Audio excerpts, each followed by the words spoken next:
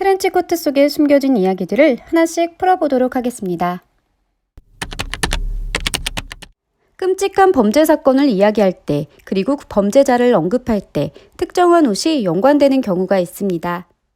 2021년 넷플릭스에서 제작한 연쇄살인범인 유영철을 다룬 서스펜스 다큐멘터리 레인코트 킬러도 그중 하나라고 볼 수 있죠. 트렌치코트도 관련한 끔찍한 범죄 이야기가 있습니다. 1999년 4월 20일 졸업을 앞둔 고등학생 에릭 해리스와 딜런 클리포드가 자신들이 다니던 콜럼바인 고등학교에서 총을 난사했습니다. 그 결과 학생 12명과 교사 1명이 죽었고 그 둘은 자살을 했습니다. 그런데 CCTV에 찍힌 그들의 모습은 살인을 즐기고 있었고, 이러한 충격적인 모습은 무분별한 보도와 함께 여러 음모론을 만들었습니다. 그들이 어둠의 세력인 트렌치코트 마피아라는 소문이었죠. 소문에 의하면 이 트렌치코트 마피아는 전국적으로 결합된 대규모 조직이고 자신들의 트레이드마크로서 검은색 트렌치코트를 입었다고 합니다.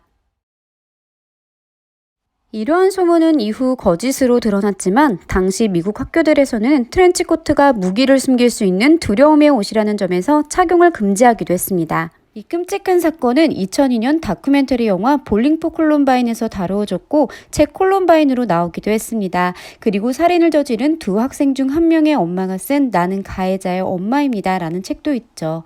관심 있으신 분들은 영화와 책을 함께 보시길 추천합니다. 본래 트렌치코트는 1차 대전 무렵 영국 장교들의 방수 외투였습니다.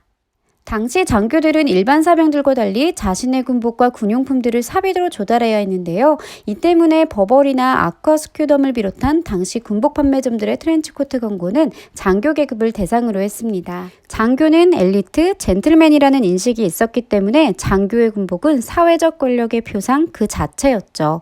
그래서일까요? 트렌치코트 광고들은 전쟁 상황임에도 불구하고 소위 상류층의 올드머니룩에서 익숙한 잘 재단된 같은 욕망을 숨김없이 드러냈습니다.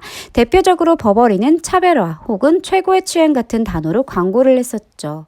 그런데 이 트렌치코트가 어떻게 대중적인 옷이 될 수 있었을까요? 1916년 솜 전투에서 약 2만 3천 명의 장교 사상자가 나면서 샌더스트나 울리치는 장교 속성 프로그램을 마련하거나 그 문턱을 낮췄습니다. 때문에 다양한 계급이 장교가 될 수 있었고 이들을 따로 지칭하는 일시적 젠틀맨이라는 용어가 등장하기도 했습니다. 즉 하류 중간 계급 혹은 노동 계급의 출신들이었던 일시적 젠틀맨들이 트렌치코트에 대한 대중의 욕구를 확산시켰다고 볼 수 있습니다. 부르주아 사회, 영국 신사, 군복 입은 탄탄한 몸, 그리고 강건한 남성들의 집합을 의미하는 트렌치코트는 대중들의 환호를 받을 수밖에 없었습니다. 물론 이 트렌치코트는 재단의 상태나 색, 그리고 브랜드에 따라 가격이 천차만별이었기 때문에 일시적 장교를 구분해낼 수 있었고 계속해서 계급 상징처럼 기능을 하긴 했습니다. 그럼에도 트렌치코트는 대중들 사이에서 크게 유행했고 일시적 젠틀맨들은 자신의 위치로 다시 되돌아간 후에도 젠틀맨 위치에 대한 상징적 의미로서 트렌치코트를 착용하였습니다. 전쟁이 끝날 무렵부터는 트렌치코트가 여성들 사이에서도 굉장한 인기를 끌었습니다.